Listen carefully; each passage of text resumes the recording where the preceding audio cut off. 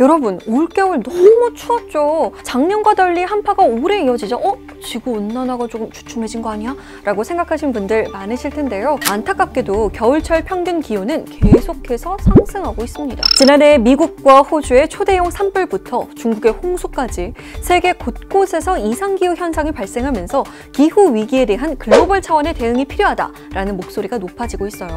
이에 세계 각국에서 기후 위기의 주범인 탄소를 잡으려고 노력하고 있는데요. 미국 조 바이든 대통령은 취임과 동시에 파리 기후협약 복귀에 서명했고요. EU는 탄소 국경세 도입을 예고했습니다. 우리나라도 2050 탄소 중립과 한국판 그린 뉴딜 정책을 발표했죠. 결국 모두 탄소 배출을 줄이겠다는 얘긴데요. 우리가 매일 타는 자동차부터 각종 가전제품까지 일상생활 하다 보면 탄소 배출은 불가피하잖아요. 그래서 탄소 배출을 최대한 줄일 수 있는 신재생 에너지가 주목받고 있습니다. 우리나라에서도 이미 신재생 발전에 대한 움직임이 활발하게 일어나고 있어요.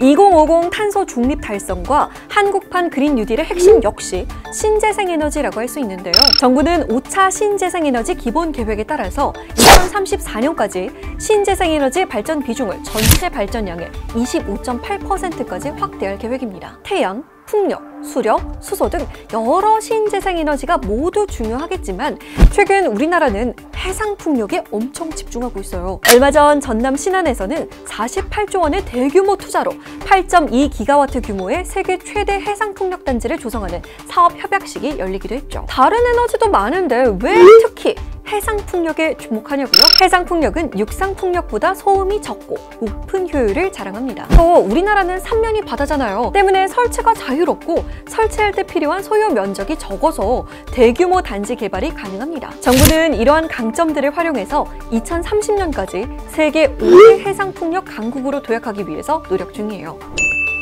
에너지 대전환의 시대. 지금 세계 각국은 지속가능한 미래를 위해서 신재생 발전 사업 투자에 힘을 쏟고 있습니다. 전 세계 해상풍력의 75%를 차지하고 있는 유럽은 물론이고요. 중국, 일본, 대만 역시 해상풍력 확대에 열을 올리고 있죠. 국내에서도 현재 제주, 서남해, 영광 등 총 3개의 해상풍력 단지를 운영하고 있지만 유럽에 비하면 아직 걸음마 단계입니다. 얼마 전 한전이 대규모 해상풍력 같은 신재생 발전 사업에 참여하고 싶다는 의사를 밝혔습니다. 하지만 현행 전기사업법상 동일 사업자는 2종류 이상의 전기사업을 겸업할 수 없는데요. 지난해 대통령령으로 정하는 경우에 한해서 이를 허가할 수 있다는 내용을 담은 전기사업법 개정안이 발의돼 현재 논의 중인 상태입니다. 한전은 요르단, 중국, 제주 등 국내외 다양한 풍력발전 사업을 추진한 경험이 있고요. 해상풍력단지 설계, 석션 버켓 등 해상풍력 관련 핵심 기술을 보유하고 있습니다. 만약 한전과 같은 대규모 사업자가 신재생 발전에 참여하게 된다면 대규모 인프라가 빠르게 조성되고 한전이 보유한 기술력 등을 활용하면서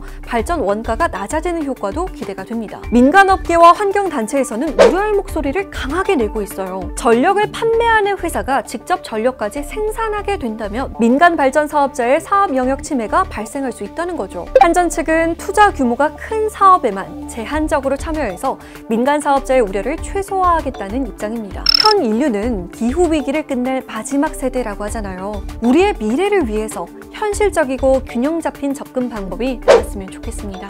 여러분, 오늘도 구독과 좋아요 잊지 말아주세요. 안녕!